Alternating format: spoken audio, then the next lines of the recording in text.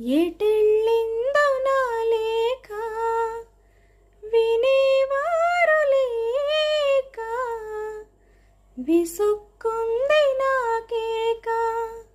నీదో కాదో రాసున్న చిరునామా, ఉందో లేదో ఆ చోట నా ప్రేమ. వరల్లాంటి శాపమీదో సొంతమైందిలా